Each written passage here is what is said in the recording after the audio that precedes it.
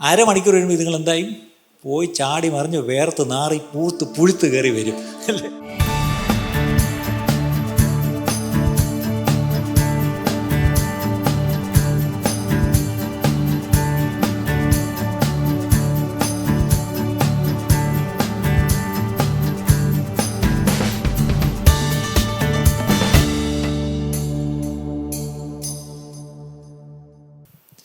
ഇന്നത്തെ ചിന്തയ്ക്കായിട്ട് നമുക്കൊരു വേദഭാഗം വായിക്കാം. യെശയ്യാവിൻ്റെ പുസ്തകം 52-ാം അധ്യായം 11-ാം വാക്യം. ഐസയ 52:11. ഐസയ 52:11. യെശയ്യാവ് 52:11. പുറപ്പെട്ടു പോരുവിൻ, അശുദ്ധമായതൊന്നും തുടരുത്, അതിൻ്റെ നടുവിൽ നിന്ന് പുറപ്പെട്ടു പോരുവിൻ. യഹോവയുടെ ഉപകരണങ്ങളെ ചുമക്കുന്നവരെ നിങ്ങളെ തന്നെ നിർമ്മലീകരിപ്പീൻ. വിട്ടുപോരുവിൻ, വിട്ടുപോരുവിൻ, അവിടെ നിന്ന് വിട്ടുപോരുവിൻ, പുറപ്പെട്ടു പോരുവിൻ. അവിടെ നിൽക്കരുത്, അവിടെ നിന്ന് വിട്ടോണം. എവിടെ നിന്ന് വിടണം? ഇത് പെന്തിക്കോസിലെ ഉപദേശിമാരായ ഞങ്ങൾക്ക് വലിയ ഇഷ്ടമുള്ളൊരു വാക്യമാണ്. ഇപ്പോഴും മർത്തോമേലാണോ? ഓർത്തഡോക്സിലാണോ? ഇപ്പോഴും കത്തോലിക്ക പള്ളിയിലോ? വിട്ടുപോരുവിൻ. ഉപദേശിമാരെപ്പോഴും പറഞ്ഞൊരു വാക്യമാണിത്, വിട്ടുപോരുവിൻ, വിട്ടുപോരുവിൻ. പക്ഷേ ഇത് ഏതെങ്കിലും പള്ളി വിട്ട് വേറൊരു പള്ളിയിലോട്ട് പോകുന്ന കാര്യമല്ല. അത് വായിച്ച ഒന്നുകൂടെ. അശുദ്ധമായതൊന്നും തുടരരുത്. അതിൻ്റെ അർത്ഥം അശുദ്ധിയുള്ള ഒരു സ്ഥലത്ത് നിങ്ങൾ നിൽക്കരുത്. അവിടെ നിന്ന് എന്ത് ചെയ്യണം? You have to leave. അവിടെ നിന്ന് മാറണം അല്ലേ. അശുദ്ധമായത് തൊടാതെ അതിൻ്റെ നടുവിൽ നിന്ന് പുറപ്പെട്ടു പോരുവിൻ. കാര്യം മനസ്സിലായോ? അശുദ്ധിയുള്ള ഒരു സ്ഥലം, അശുദ്ധിയുള്ള ഒരു എൻവയോൺമെൻറ്റ്, അശുദ്ധി ഉള്ള ഏതൊരവസ്ഥയിൽ നിന്ന് എന്ത് ചെയ്യണം? നമ്മൾ ദൈവമക്കൾ മാറി നിൽക്കണം. തൊടരുത്, അവിടെ തൊടുപോലും ചെയ്യരുത്. അടുത്തത് യഹോവയുടെ ഉപകരണങ്ങളെ ചുമക്കുന്നവരെ നിങ്ങളെ തന്നെ നിർമ്മലീകരിപ്പിൻ. നമ്മൾ ഓരോരുത്തരെയും ദൈവം വിളിച്ചിട്ട്, പഴയ നിയമത്തിൽ ദേവാലയത്തിൽ ഉപകരണങ്ങൾ ചുമക്കാൻ വേണ്ടി ഓരോരുത്തരെ ദൈവം നിയമിച്ചാക്കിയിട്ടുണ്ട്. അവരുടെ ഡ്യൂട്ടി, അവരുടെ ക്വാളിഫിക്കേഷൻസ് എല്ലാം പറഞ്ഞിട്ടുണ്ട്. ഇന്ന് നമ്മളെ സംബന്ധിച്ചുള്ള നമ്മൾ ഓരോരുത്തരും ആ കർത്താവിനെ ചുമക്കുന്നവരാ അല്ലേ. ഇന്നത്തെ ആലയം ഏതാ? എവിടെയെങ്കിലുമുള്ള ആലയമല്ല. ഇന്നത്തെ ആലയം എന്ന് പറഞ്ഞാൽ ഇതാണ് ആലയം അല്ലേ. ഈ ആലയത്തെയാണ് നമ്മൾ എത്ര വിശുദ്ധിയോടെ നമ്മൾ കൊണ്ടു നടക്കേണ്ടത്. അപ്പം ഈ ആലയത്തെ നമ്മൾ ചുമക്കുന്നുവെങ്കിൽ, അല്ലെങ്കിൽ ഈ ആലയത്തിലുള്ള സകല ഉപകരണങ്ങളെയും നമ്മുടെ കൺട്രോളിലാണ് ശരിക്കും പറഞ്ഞാൽ ഒരു അല്ലേ. നമ്മുടെ ഫാക്കൽറ്റീസ് എല്ലാം നമ്മുടെ കൺട്രോളിലാണ്. അപ്പം എൻ്റെ എന്ത് പറഞ്ഞോ ഞാനല്ലേ തീരുമാനിക്കുന്നത്, എൻ്റെ കണ്ണ് എന്ത് കാണണോ ഞാനല്ലേ തീരുമാനിക്കുന്നത്. അപ്പം ഇതിനെല്ലാം, ഈ ഉപകരണങ്ങളെയൊക്കെ നമ്മൾ ചുമന്ന് കൊണ്ടുപോകുമ്പം ഒരു കാര്യം ഓർത്തോണം, നീ നിന്നെ തന്നെ ശുദ്ധീകരിച്ച് നിർമ്മലീകരിച്ചോണം. പണ്ട് പെന്തക്കോസ്ത് സഭയിൽ ഏറ്റവും കേൾക്കുന്ന 2 വാക്കുകളാണ്. ഇന്നത് കേൾക്കുന്നേയില്ല. എന്താണെന്നറിയാമോ? ഇന്ന് ആ 2 വാക്ക് പറയും. എന്തിനാണെന്നറിയാം? മറ്റുള്ളവരെ കുറ്റപ്പെടുത്താനും കുറ്റം വിധിക്കാനും വേണ്ടി അത് ഉപയോഗിക്കും. എന്താണ്? വിശുദ്ധിയും വേർപാടും അല്ലേ. വിശുദ്ധിയും വേർപാടും, ഹോളിനെസ് ആൻഡ് സെപ്പറേഷൻ. ഇത് രണ്ടും ഇന്ന് പറഞ്ഞു പോലും കേൾക്കുന്നില്ല അല്ലേ. പക്ഷേ ഇവിടെ അതൊരു പ്രത്യേക സഭയുടെ ഉപദേശമല്ല, അത് ദൈവത്തിൻ്റെ ഉപദേശമാണ്. അന്നത്തെ കോണ്ടെക്സ്റ്റിൽ ഇസ്രായേലിലെ ആലയത്തിലെ ഉപകരണങ്ങളെ ചുമക്കുന്നവരുടെ കോണ്ടെക്സ്റ്റായിരിക്കും. പക്ഷെ ഇന്ന് നമ്മളെ സംബന്ധിച്ചോളം രക്ഷിക്കപ്പെട്ട ഓരോ ദൈവപൈതലും തൻ്റെ ജീവിതത്തെ വിശുദ്ധിയിൽ സൂക്ഷിക്കണം. അടുത്തത് ഈ പറഞ്ഞ പോലെ വേർപാട് പാലിക്കേണ്ട വിഷയത്തിൽ വേർപാട് പാലിക്കുക തന്നെ വേണം. പഴയ നിയമത്തിലെ ഈ വാക്യം വിട്ടിട്ട് അടുത്ത നമുക്ക് പുതിയ നിയമത്തിലേക്ക് വരാം. 2 തിമോത്തിയോസ് 2-ാം അധ്യായം 20-21 വാക്യം. 2 Timothy chapter 2:20-21. എന്നാൽ ഒരു വലിയ വീട്ടിൽ പൊന്നും വെള്ളിയും കൊണ്ടുള്ള സാമാനങ്ങൾ മാത്രമല്ല. വലിയ വീടുള്ള എത്ര പേരുണ്ട് ഇവിടെ? വലിയ വീട്ടിൽ നിന്ന് പേര് കാണും കേട്ടോ, പക്ഷെ അവിടെ പൊന്നും വെള്ളിയും കൊണ്ടുള്ള, നമ്മുടെ വീട്ടിൽ ഈ കഴുത്തിലും കാതിലും ഇട്ടിരിക്കുന്ന പൊന്നല്ലാതെ പൊന്നുകൊണ്ടുള്ള സാമാനങ്ങളുള്ള വല്ല വീടുണ്ടോ ഇവിടെ? അല്ല നിങ്ങൾ സൗദിയിലെ മറ്റേ ഷെയ്ഖ് വല്ലതും ആയിരിക്കണം ഈ പറഞ്ഞ പോലെ പൊന്നുകൊണ്ടുള്ള കാര്യങ്ങളൊക്കെ അല്ലേ. അപ്പോൾ ഇവിടെ പൗലോസ് പറയാ, വലിയ വീടുകളിൽ പൊന്നും വെള്ളിയും കൊണ്ടുള്ള സാമാനങ്ങൾ മാത്രമല്ല, മരവും മണ്ണും കൊണ്ടുള്ളവയും ഉണ്ട്. മരവും മണ്ണും കൊണ്ടുള്ളവയും ഉണ്ട്. പിന്നെ നമ്മുടെ ഭാഷയെ പറഞ്ഞാൽ നമ്മുടെയൊക്കെ പാത്രങ്ങളൊക്കെ എന്തുവാ? പോർസലീന, എന്തുവാ? ഗ്ലാസ് അല്ലേ? പൊട്ടുന്ന സാധനങ്ങളൊക്കെ കൂടുതലും, പൊട്ടാത്തതും ഇപ്പോൾ ഉണ്ട്. ഇതുകൊണ്ടുള്ള സാധനങ്ങളും ഉണ്ട്. എന്നിട്ട് ചിലത് മാന്യകാര്യത്തിനും ചിലത് മാന്യകാര്യത്തിനും ചിലത് ഹീനകാര്യത്തിനും ഉപയോഗിക്കുന്നു. ചിലത് ഹീനകാര്യത്തിനും ഉപയോഗിക്കുന്നു. ഇടയ്ക്ക് ഞങ്ങൾ ഡിവോഷനിൽ ഇതേ വാക്യം എടുത്തപ്പം ഒരു English translation, some are use for dirty purpose. Some are use for dirty purpose. ഒരു വീട്ടിൽ നമ്മൾ ആലോചിക്കും, നിങ്ങളുടെ വീട്ടിൽ പ്രത്യേകിച്ച് നമ്മൾ പ്രാക്ടിക്കലായിട്ട് വരാം, നമ്മൾ പൊന്നും വെള്ളിയും ആക്കി വിടാം. നമ്മുടെ വീട്ടിൽ നമ്മൾ എന്താണ് ഈ പാത്രങ്ങൾ വയ്ക്കുന്ന സാധനം, ക്രോക്കറീസ് വയ്ക്കുന്നതിന് പണ്ട് അല്ല, ഷോക്കേസ് അല്ല, മീൽ സേഫ് ഓർമ്മയുണ്ടോ? അത് ഒന്നാമതൊരു തേക്ക് തടിയൊക്കെ കൊണ്ടാണ് ഉണ്ടാക്കുന്നത്. അതൊക്കെ ഇപ്പോൾ എവിടെ പോയോ എന്തോ ആലോചിച്ച് നോക്കിയേ. അതൊന്നും നിങ്ങളുടെ മക്കൾക്കും വേണ്ട, കൊച്ചുമക്കൾക്ക് കണ്ടിട്ട് പോലുമില്ല. പക്ഷെ ഒരു കാലത്ത് ഇതൊക്കെ അങ്ങോട്ട് തടി തീർത്തുകൊണ്ട് അങ്ങോട്ട് ഫ്രണ്ടിൽ വെച്ച് അതിനകത്തോട്ട് വയ്ക്കുന്ന ആദ്യം മോൻ ദുബായിൽ നിന്ന് വിടുന്ന ഡിന്നർ സെറ്റ് അല്ലേ? എന്നിട്ട് അതിനകത്തുള്ള കപ്പുകളൊക്കെ എടുത്ത് ഷോക്കേസിലും ഇങ്ങനെ അലങ്കരിച്ച് വയ്ക്കും. കേട്ടോ, 6 കപ്പുണ്ട് ഞങ്ങളുടെ വീട്ടിൽ, എന്നിട്ട് വേറൊരു 6 കപ്പ്, 12 കപ്പായി. അടുത്ത പ്രാവശ്യം മോൻ വന്നപ്പം വേറെ അതും കൂടെ എല്ലാം അങ്ങ് അവിടെ അങ്ങ് പ്രദർശിപ്പിച്ചിരിക്കുക. ഉപയോഗിക്കത്തില്ല, എല്ലാം ഇവിടെ ഉണ്ട്. ഇത് ഉപയോഗിക്കുന്ന എപ്പോഴാണെന്നറിയാമോ? ആരെങ്കിലുമൊക്കെ വരുമ്പം. ഇപ്പം ആലോചിക്കും, ഒരു അതിഥി, അത് പ്രധാനപ്പെട്ട അതിഥി വരികയാണെങ്കിൽ നിങ്ങൾ കഴിക്കുന്ന പ്ലേറ്റിലും ഗ്ലാസ്സിലും അരി കൊടുക്കും. അല്ല, അപ്പം ചെന്ന് ഷോക്കേസ് തുറക്കും, അല്ലെങ്കിൽ മീൽ സേഫ് തുറന്ന് അതിൽ നിന്ന് എടുക്കും. അത് ഞാൻ ചോദിച്ചോട്ടെ, നിങ്ങളുടെ വീട്ടിൽ ഒരു അതിഥി വന്ന് താമസിച്ചിട്ട് പോയിട്ട് എത്ര ആളായി? സത്യം പറഞ്ഞാൽ ഈ 9 മാസത്തിനകത്ത് ഞങ്ങളുടെ ഗസ്റ്റ് റൂമിൽ ഒരു ഗസ്റ്റ് വന്ന് ഒരു രാത്രിയെങ്കിലും കിടന്നിട്ട് പോയവരൊന്ന് കൈപൊക്കിക്കേ. പണ്ടൊക്കെയാണ് എയർപോർട്ടിൽ പോകാൻ വരുന്ന അങ്കിളും അളിയനും അമ്മാച്ചനും ഒക്കെ വരും. ഇപ്പം അവന്മാർ പോലും വരുന്നില്ല. അവർ നേരെ ബൈപ്പാസ് വഴി എയർപോർട്ടിൽ പോയിട്ട് അതുവഴി പോകും അല്ലേ? ആരാ ഇപ്പം നിങ്ങളുടെ വീട്ടിൽ വരുന്നത്? പണ്ട് ഞങ്ങളൊക്കെ തിരുവനന്തപുരത്ത് താമസിക്കുമ്പം ഇതൊരു കലാപരിപാടിയായിരുന്നു. നാട്ടിൽ നിന്ന് ആരെങ്കിലും എയർപോർട്ട് വഴി പോകുന്നെങ്കിൽ വണ്ടിയും വെള്ളവും പിടിച്ച് 2 ടാക്സി അറച്ച് ആളിങ്ങി വരും. അതൊരു സംഭവമായിരുന്നു പണ്ട് അല്ലേ? ഇപ്പോൾ അതുമില്ല. അതിൻ്റെ അർത്ഥം നമ്മുടെ ബെഡ്റൂമിൽ ആരും കിടക്കുന്നില്ല. ഗസ്റ്റ് റൂമിൽ, നമ്മുടെ ഗസ്റ്റ് റൂമിൽ ആരും കിടക്കുന്നില്ല. അപ്പം പിന്നെ വല്ലപ്പോഴും ഈ വീട്ടിൽ വല്ലപ്പോഴും വരുന്ന ഒരാളുണ്ട്. അതാരാണെന്നറിയാമോ? അയാൾ ഇപ്പോഴും പല വീട്ടിലും വന്നിട്ടില്ല. ആരാണ്? പാസ്റ്റർ. അപ്പോൾ പാസ്റ്റർ വരുമ്പോൾ നിങ്ങൾക്കങ്ങ് സ്നേഹവും ബഹുമാനവും എല്ലാം കൂടി നിങ്ങളെന്ത് ചെയ്യും? ഓടിച്ചെന്ന് ചായ ഇടും. ചായ ഇട്ടിട്ട് എന്ത് ചെയ്യും? ഇതുവരെ എടുക്കാത്ത കപ്പെടുക്കണം. അപ്പോൾ അവർ പോയി എടുക്കാൻ പണ്ട് ആദ്യം അമേരിക്കയിൽ നിന്ന് മോൻ കൊണ്ടുവന്ന് ആ കപ്പിങ് എടുത്തൊരു കഴിവില ചായ ഒഴിച്ച് കൊണ്ടുവന്ന് പാസ്റ്ററെ ചായ. പക്ഷെ ഞങ്ങൾ കുടിക്കുമ്പോൾ ഒരു പ്രശ്നമുണ്ട്, ഒരു പാറ്റയുടെ മണമുണ്ട്. അത്രയേ ഉള്ളൂ, വേറെ പ്രശ്നമൊന്നുമില്ല. നല്ല വില കൂടിയ തേയിലയും നല്ല പഞ്ചസാരയും നല്ല മിൽമ പാലും ഒഴിച്ചത്. പക്ഷേ നമ്മൾ ചുണ്ടോട് അടുപ്പിച്ചപ്പോൾ ഒരു കോക്രോച്ച് സ്മെല്ലുണ്ട്. ഇടയ്ക്ക് സിംഗപ്പൂരിൽ നിന്ന് സൗകര്യം എന്നെ വിളിച്ചു, എൻ്റെ പാസ്റ്ററെ ഞാൻ എന്തു മറന്നാലും ആ പാറ്റക്കഥ മറക്കത്തില്ല. എൻ്റെ അർത്ഥം ഞാൻ ആദ്യമായിട്ടല്ല ഇത് പറയുന്നത്. ഇനിയെങ്കിലും ഓർത്തോണം, ദയവ് ചെയ്ത് ഞങ്ങൾ വരുമ്പം നിങ്ങൾ കുടിക്കുന്ന ആ കപ്പിലങ്ങ് തന്നാൽ മതി. ദയവ് ചെയ്ത് പോയി ഈ മാന കാര്യത്തിന് വേണ്ടി വെച്ചിരിക്കുന്ന പാത്രം എടുത്തുകൊണ്ട് വന്നു കളയരുത്. കാര്യം അത് ഈ പറഞ്ഞ പോലെ ചൂടുവെള്ളത്തിൽ നിങ്ങൾ നല്ലവണ്ണം സോപ്പിട്ട് കഴുകി അതിൽ 2 വട്ടം ഒന്ന് കഴുകിയിട്ട് ഒന്നുകൂടെ മണപ്പിച്ച് നോക്കിയിട്ടേ അത് ഈ ചായ ഒഴിച്ച് കൊടുക്കാവൂ. കാരണം പാറ്റയുടെ മണം ചെറിയ മണമല്ല, പിന്നെ പാറ്റയെ പോലെ മണമുണ്ട്, പാറ്റ ഗുളികയുടെ മണവും. ഇത് രണ്ടും കൂടെ ചേർന്നാണ് വരുന്നത്. ചിലതിൽ പാറ്റയുടെ മണം, ചിലതിൽ പാറ്റ ഗുളികയുടെ മണം അല്ലേ? ഇതാണ് പ്രശ്നം. പോട്ടെ, കാര്യത്തിലേക്ക് വരാം. അപ്പോൾ 2 തരം പാത്രങ്ങളുണ്ട്. ഒന്ന് വില കൂടിയ പാത്രങ്ങൾ. ആ പാത്രത്തിൻ്റെ പർപ്പസ് മാന്യകാര്യത്തിനാണ്. വേറെ കുറച്ച് പാത്രങ്ങളുണ്ട്, അതിൻ്റെ ആവശ്യമുണ്ടെന്ന് ഓർക്കണം. എന്താണ്? മണ്ണും മരവും കൊണ്ടുള്ളതാണ്. അതിനെന്താണ്? ഹീനകാര്യത്തിന്, ഡേർട്ടി പർപ്പസ് അല്ലേ?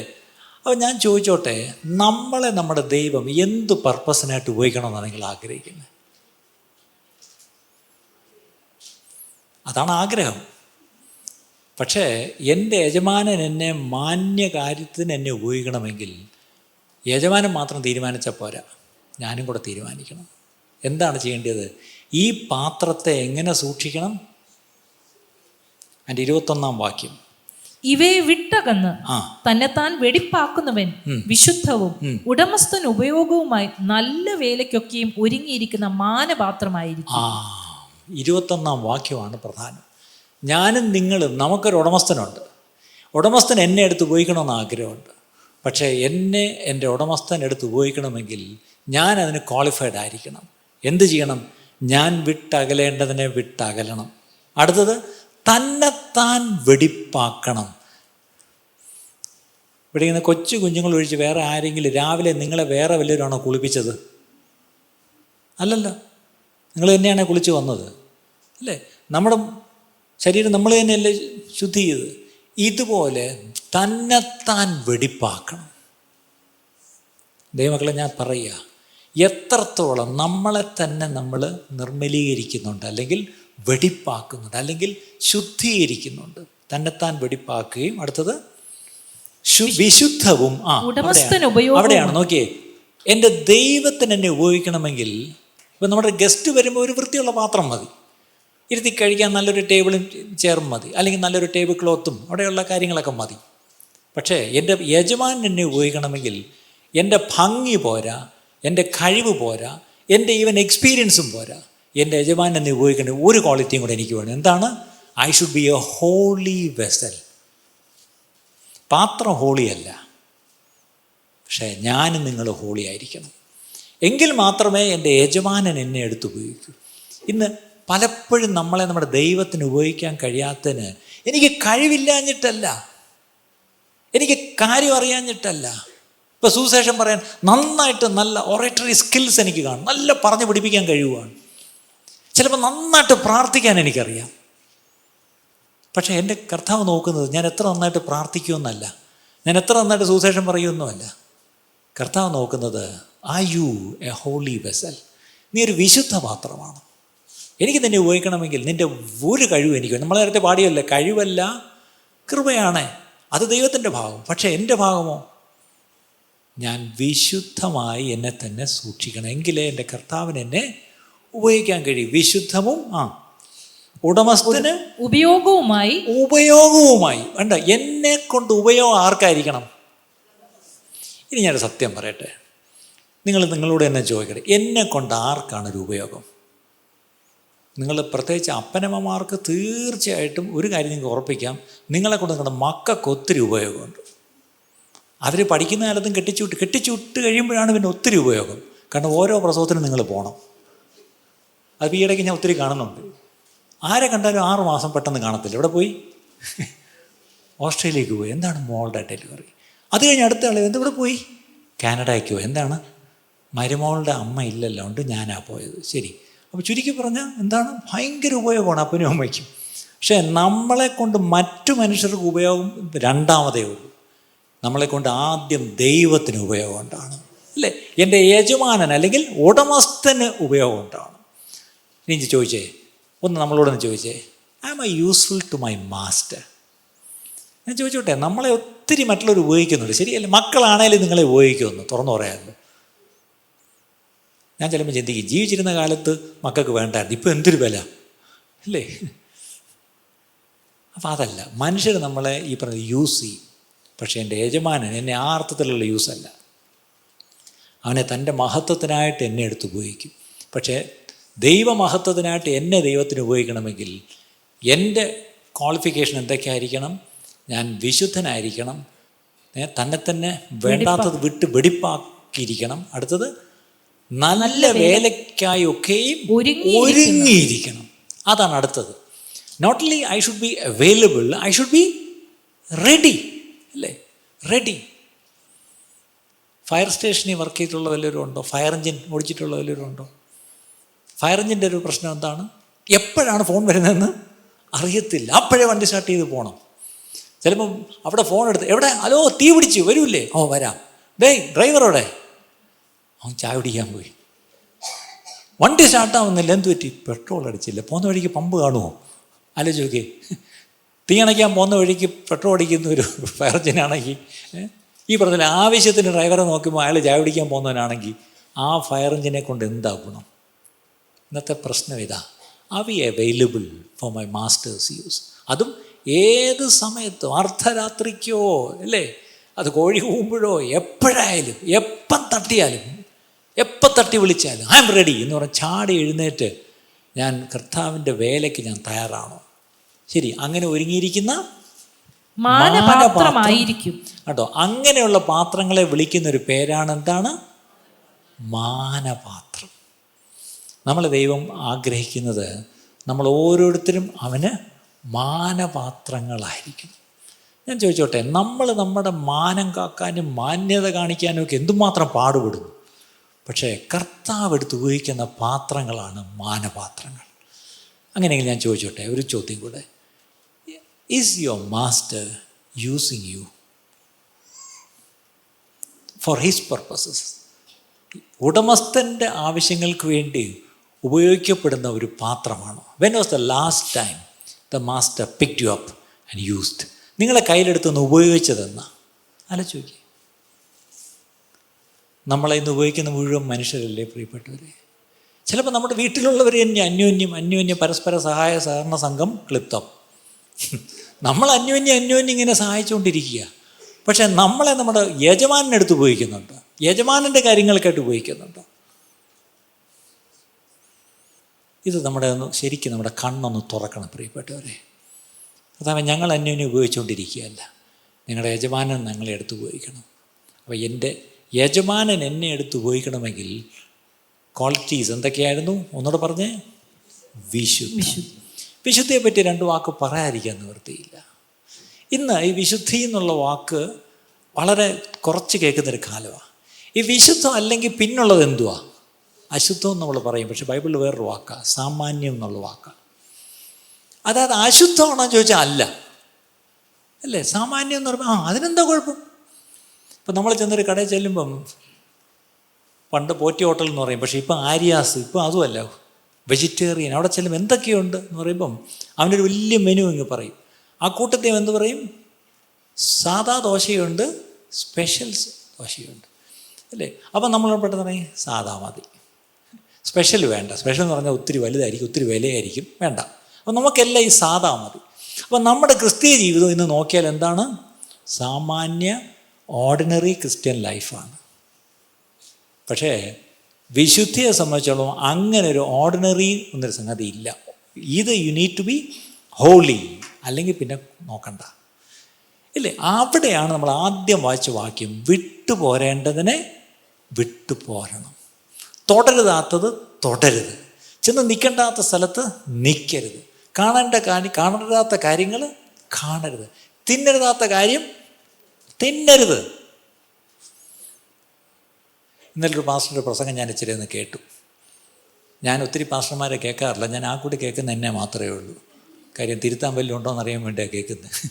അപ്പോൾ ഒരു പാസ്റ്ററെ കേട്ടപ്പോഴാൾ പറയുന്നത്, ഈ കൊണ്ടുവരുന്ന എല്ലാം വലിച്ചു വാരി തിന്നരുത്. അതെവിടെ നിന്നൊക്കെ കൊണ്ടുവന്നതെന്ന്, അത് എവിടെയൊക്കെ നിവേദിച്ചതാണോ, അത് എവിടെയൊക്കെ പൂജിച്ചതാണോ, അത് എവിടെയൊക്കെ നേർച്ച കഴിച്ചതാണെന്ന് അറിയാമോ? ശരിയാണ്. അപ്പോൾ അദ്ദേഹം പറഞ്ഞ 1-2 പോയിൻറ്റ്സ് എന്നെ വളരെ ടച്ച് ചെയ്തു. ശരിയാണ്. എന്നിട്ട് അദ്ദേഹം ഓണമായിട്ട് ബന്ധപ്പെട്ടൊരു കാര്യം പറഞ്ഞു. ഞാനിതിപ്പോൾ അവിടെ പറയുന്നില്ല, കാരണം അത് പരസ്യമായിട്ട് പറഞ്ഞാൽ ബുദ്ധിമുട്ടാണ്. പക്ഷെ അതിൽ നിന്ന് കാര്യം നിങ്ങൾ മനസ്സിലാക്കണം. ഞാനിപ്പോഴും ഓർക്കുന്നുണ്ട്, ഒരിക്കൽ പണ്ടൊരു ഓണത്തിന്, അന്ന് ഞങ്ങൾ ചെറുപ്പക്കാർ മാത്രമേ ഉള്ളൂ, വീട്ടിൽ കൂടുന്ന കാലമാണ്, ചർച്ച തുടങ്ങിയിട്ടുണ്ടോ സംശയമുണ്ട്. ഒരിക്കൽ ഓണം വന്നു. അവിടെ ഞങ്ങളുടെ വീടാണല്ലോ, എല്ലാവർക്കും ഓണം പോലെ കയറി വരാമല്ലോ എല്ലാവർക്കും. അപ്പോൾ എല്ലാവരും കൂടെ ചേർന്ന് നാളെ നമുക്കിവിടെ സദ്യ വയ്ക്കണം. സദ്യ വെച്ച് എല്ലാവരും കൂടെ സദ്യ വെച്ചു. അങ്ങോട്ട് ഇലയൊക്കെ മുറിച്ചുകൊണ്ട് വന്ന് അങ്ങോട്ട് വിളമ്പി എല്ലാവരും കൂടെ നിലത്തൊക്കെ ഇരുന്ന്, മുണ്ടുടുത്തില്ല, നിലത്തിരുന്ന് എല്ലാവരും കൂടെ കഴിച്ചിട്ട് പിള്ളേരൊക്കെ ഭയങ്കര സന്തോഷത്തിൽ വീട്ടിൽ പോയി. പിള്ളേർ വീട്ടിൽ ചെന്ന് പറഞ്ഞു, മമ്മി ഞങ്ങളിന്ന് ഓണസദ്യ ജെസിമാമ ഉണ്ടാക്കി തന്നു. അത് കഴിഞ്ഞപ്പോഴത്തേക്ക് ഒരു മമ്മി എന്നെ വിളിച്ചു, ബ്രദറെ ഇതെന്താണ് ഈ ഓണസദ്യയും പരിപാടിയൊക്കെ? ഓണത്തിൻ്റെ ഐതിഹ്യം എന്താണെന്നറിയാമോ? ഞാൻ പറഞ്ഞു അറിയാം.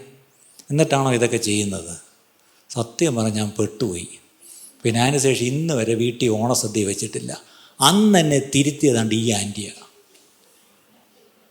അന്ന് ആൻറ്റി ഈ ചർച്ചിലല്ല വരുന്നത്, പക്ഷെ അന്ന് ആൻറ്റിയുടെ 2 പിള്ളേർ വീട്ടിൽ ചെന്ന് പറഞ്ഞു, മമ്മി ഞങ്ങളിന്ന് ജെസിമാമ്മയുടെ ഓണസദ്യ കഴിച്ചതെന്ന്.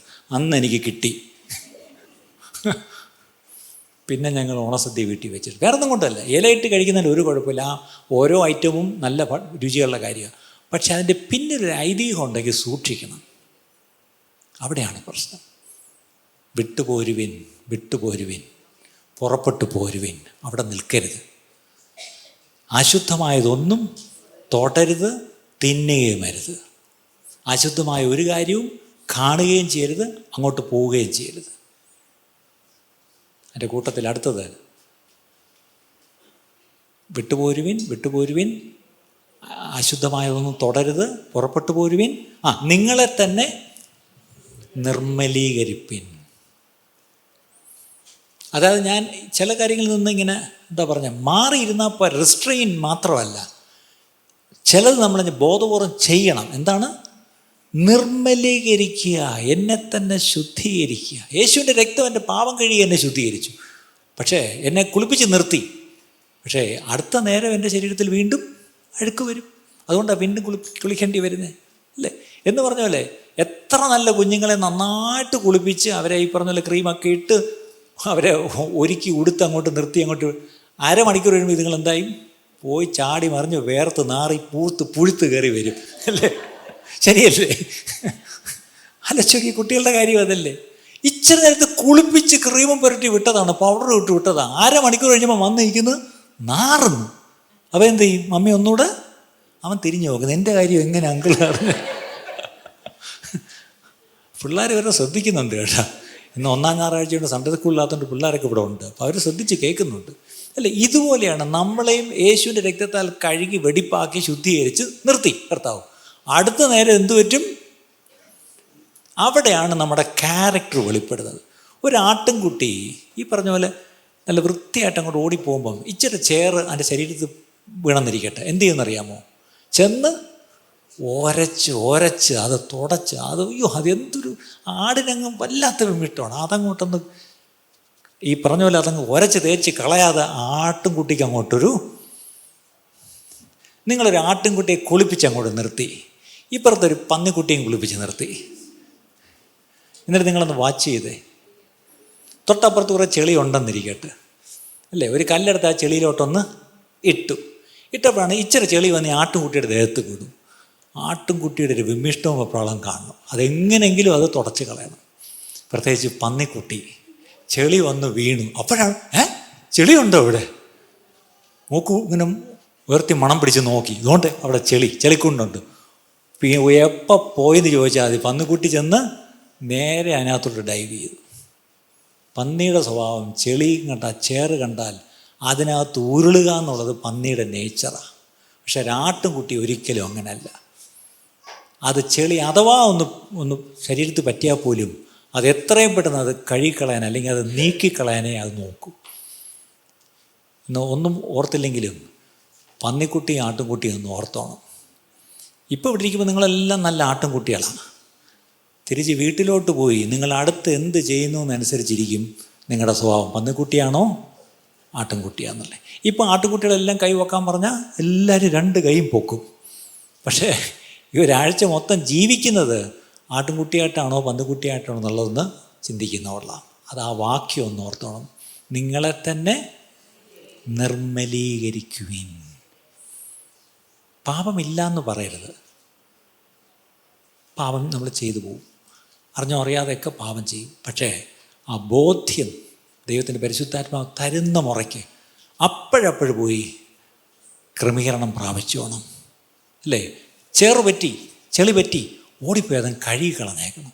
അതുപോലെ നമ്മുടെ ജീവിതത്തിൽ എവിടെല്ലാം അശുദ്ധി പറ്റുന്നു അപ്പം തന്നെ എന്ത് ചെയ്തേക്കണം? അതുപോയി അങ്ങ് കഴുകി കളഞ്ഞേക്കണം. അത്രയേ ഉള്ളൂ.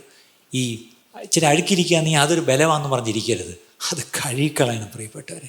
ഇന്നത്തെ പ്രശ്നം, ഇന്ന് ഈ അഴുക്കിരിക്കുന്നത് എന്തോ വലിയ ക്രെഡിറ്റായിട്ട് ചിന്തിക്കുന്ന ചിലരുണ്ട്. ഇന്നത് അങ്ങനെ തലമുറയിൽ നമ്മൾ ജീവിക്കുന്നത്, അല്ലേ? നമ്മൾ ഈ ബൈബിളിലൊരു വാക്യമുണ്ട്, ലജ്ജയായതിൽ മാനം തോന്നുന്നു. പണ്ടൊക്കെയാണ് ഇത് കണ്ടാൽ നമ്മൾ അയ്യോ ഇതെന്തോ ഇത് അച്ഛേ. പക്ഷേ ഇന്നത് കണ്ടാൽ ഭയങ്കര അത് വലിയ ഗമയാണ് ശരിക്കും പറഞ്ഞ്. അങ്ങനെ ഒരു ലോകത്താണ് നമ്മൾ ജീവിക്കുന്നത് പ്രിയപ്പെട്ടവർ. അവിടെയാണ് നമ്മൾ വ്യത്യസ്തരായിരിക്കണം. അങ്ങനെയെങ്കിൽ മാത്രമേ ഉള്ളൂ, അങ്ങനെ നമ്മളെ തന്നെ നിർമ്മലീകരിച്ചെങ്കിലേ ഉള്ളൂ യജമാനന് ഉപയോഗമുള്ള നല്ല പാത്രം. ആ പാത്രത്തിന് മാത്രം പറയുന്നൊരു പേരാണ് എന്താണ്? മാനപാത്രം. എത്ര പേരൊരു തീരുമാനമെടുക്കും? എൻ്റെ വാക്കുകൾ ഞാനവിടെ നിർത്തുക. എത്ര പേരൊരു തീരുമാനം എടുക്കും? എനിക്ക് ദൈവത്തിന് കൊള്ളാകുന്നൊരു മാനപാത്രമായി എനിക്ക് തീരുവാൻ ആഗ്രഹമുണ്ട്. ദൈവത്തിന് മനസ്സാണ് കാര്യം നമ്മളെ എടുത്ത് ഉപയോഗിക്കണം എന്നെ എടുത്ത് ഉപയോഗിക്കാൻ എൻ്റെ യജമാനന് മനസ്സുണ്ട്. പക്ഷെ many times when he comes to use you, you doesn't qualify for the master's use. Why? There is dirt.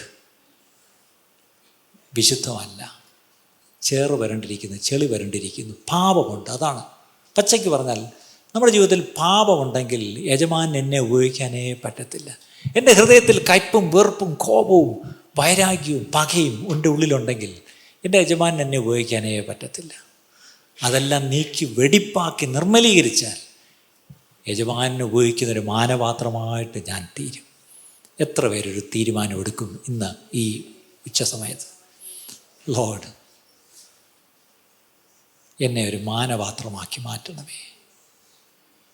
Dirty യൂസിനുള്ള പാത്രങ്ങളുണ്ട്. പക്ഷേ നിങ്ങളൊരു ഡേർട്ടി യൂസിന് ഉപയോഗിക്കാനാണോ നിങ്ങൾക്ക് ഇഷ്ടം? അല്ല. ആ രാജാവിൻ്റെ മേശപ്പുറത്തിരിക്കുന്ന പാത്രങ്ങളുടെ ആ മഹത്വം ഒന്ന് ആലോചിച്ച് നോക്കിയേ.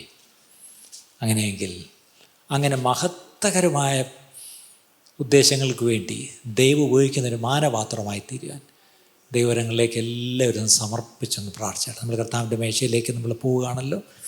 ആ മേശയിലേക്ക് പോകുന്നതിന് മുമ്പ് ഒരു നിമിഷം എല്ലാവരും തങ്ങളെ തന്നെ ഒന്ന് ശോധന ചെയ്യാം. തങ്ങളെ തന്നെ ഒന്ന് ശോധന ചെയ്താട്ടെ. എല്ലാവരും തങ്ങളെ തന്നെ ഒന്ന് ശോധന ചെയ്താട്ടെ. ഹല്ലേലൂയ, ഹല്ലേലൂയ, ഹല്ലേലൂയ, ഹല്ലേലൂയ. തങ്ങളെ തന്നെ എല്ലാവരും ഒന്ന് ശോധന ചെയ്താട്ടെ. എല്ലാവരും ഒന്ന് ശോധന ചെയ്താട്ടെ. ഹല്ലേലൂയ, ഹല്ലേലൂയ, ഹല്ലേലൂയ. പ്രാർത്ഥിച്ചാട്ടെ എല്ലാവരും. ഈ സമയം ഒരുപക്ഷെ മൗനമായിരുന്നാലും ഒരു നിമിഷം കുഴപ്പമില്ല. ഹൃദയത്തിൽ നിന്ന് ഒരു പ്രാർത്ഥന ദൈവസന്നിധിയിൽ നിങ്ങൾ പ്രാർത്ഥിച്ചാട്ടെ. If you think that God is silent, He is not silent, He is only listening. അങ്ങനെയെങ്കിൽ അവൻ കേൾക്കുകയാണ് നിങ്ങളെ. നിങ്ങളുടെ ഹൃദയത്തുടിപ്പ് ഒരു സ്റ്റെതോസ്കോപ്പ് വെച്ചിട്ട് ഡോക്ടർക്ക് ചെസ്റ്റിലോട്ട് വയ്ക്കുമ്പോൾ അതിനകത്തെ ശബ്ദം ഇങ്ങനെ കേൾക്കാം. അതുപോലെ നിങ്ങളുടെ ഹൃദയത്തിൻ്റെ തുടിപ്പ് വരെ അതിൻ്റെ ദൈവത്തിന് കേൾക്കാം. അങ്ങനെയെങ്കിൽ നിങ്ങളുടെ തുടിപ്പ് ഇപ്പം വേറൊന്നും ആയിരിക്കരുത്. കർത്താവേ, എന്നെ വിശുദ്ധീകരിച്ച് ഒരു മാനപാത്രമായി അങ്ങേക്ക് കൊള്ളാവുന്ന ഉപയോഗിക്കാവുന്ന ഒരു പാത്രമായി എന്നെ തീർക്കണമേ എന്നെല്ലാവരും ഒന്ന് പ്രാർത്ഥിച്ചാട്ടെ. I want everyone to pray that simple pray. Lord, make me a useful vessel that can be used by you any time anywhere. ഏത് സമയത്ത് എവിടെ എങ്ങനെ ഉപയോഗിക്കുവാൻ തയ്യാറായിരിക്കുന്ന ഒരു പാത്രമാക്കി എന്നെ തീർക്കണമേ എന്നെല്ലാവരും ഒന്ന് പ്രാർത്ഥിച്ചാട്ടെ. പ്രാർത്ഥിച്ചാട്ടെ, പ്രാർത്ഥിച്ചാട്ടെ, പ്രാർത്ഥിച്ചാട്ടെ. പിതാവേ, ഞങ്ങൾ അതിൽ കുറഞ്ഞൊരു പ്രാർത്ഥന ഞങ്ങൾക്കിന്ന് പ്രാർത്ഥിക്കാനില്ല. ഞങ്ങളുടെ യജമാനൻ അങ്ങാണെങ്കിൽ അങ്ങേക്ക് ഉപയോഗമുള്ള കർത്താവ്, അങ്ങേക്ക് ഏത് സമയത്ത് ഉപയോഗിക്കാവുന്ന തരത്തിൽ അങ്ങയുടെ കൈക്കിണങ്ങിയിരിക്കുന്നൊരു പാത്രമായി ഞങ്ങളെ തീർക്കണമേ. അങ്ങേക്ക് അതിന് മനസ്സുണ്ട്, അങ്ങ് അത് ആഗ്രഹിക്കുന്നു, അങ്ങ് അത് കൊതിക്കുന്നു. പക്ഷെ പലപ്പോഴും അങ്ങ് ഞങ്ങൾ ഉപയോഗിക്കാൻ ഞങ്ങളിലേക്ക് നോക്കുമ്പോൾ ഞങ്ങൾ വിശുദ്ധിയില്ലാതെ ഇരിക്കുന്നത് കൊണ്ടും ഞങ്ങൾ കർത്താവ് ഞങ്ങളുടെ ജീവിതത്തിൽ വേർപാട് പാലിക്കാത്തത് കൊണ്ടും പലപ്പോഴും കർത്താവ് അങ്ങേക്ക് ഉപയോഗിക്കാൻ കഴിയാതെ വണ്ണം അങ്ങ് ഞങ്ങളെ നോക്കി പലപ്പോഴും നെടുവീർപ്പിട്ടുന്നുണ്ടെന്ന് ഞങ്ങൾ മനസ്സിലാക്കുന്നു. ഞങ്ങളോട് ക്ഷമിക്കണമേ എന്ന് പ്രാർത്ഥിക്കുന്നു. നീ വചനം കേട്ട ഞങ്ങളെല്ലാവരെയും കർത്താവ് അങ്ങയുടെ കരത്തിലേക്ക് ഏൽപ്പിക്കുന്നു. അവിടുന്ന് കർത്താവേ, അവിടുത്തെ ഹിതം പോലെ ഞങ്ങളെടുത്ത് ഉപയോഗിക്കണമേ. അതിനുവേണ്ടി ഞങ്ങൾ ഒരുങ്ങിയിരിക്കുവാനുള്ള കൃപ ഞങ്ങൾക്ക് ഏവർക്കും തരണമേ എന്ന് പ്രാർത്ഥിക്കുന്നു. പ്രാർത്ഥന കേട്ടിരിക്കുക. സ്തോത്രം. യേശു ക്രിസ്തുവിൻ്റെ നാമത്തിൽ തന്നെ, ആമേൻ. ഇന്ന് കേട്ട ഈ സന്ദേശം തീർച്ചയായിട്ടും നിങ്ങൾക്ക് അനുഗ്രഹമായിരുന്നു ഞങ്ങൾ വിശ്വസിക്കുന്നു. ഒരുപക്ഷെ നിങ്ങൾ ഇതുവരെയും ഈ ചാനൽ സബ്സ്ക്രൈബ് ചെയ്തിട്ടില്ല എങ്കിൽ ദയവായി ഇപ്പം തന്നെ ഒന്ന് സബ്സ്ക്രൈബ് ചെയ്യുക. ഈ സന്ദേശം മറ്റു ചിലർ കൂടി ഒന്ന് ഫോർവേഡ് ചെയ്ത് കൊടുക്കുക. നിങ്ങൾക്കിത് അനുഗ്രഹമായിരുന്നെങ്കിൽ തീർച്ചയായിട്ടും അത് മറ്റുള്ളവർക്കും ഒരു അനുഗ്രഹമായി തീരുവാൻ അത് കാരണമായി തീരും. God bless you.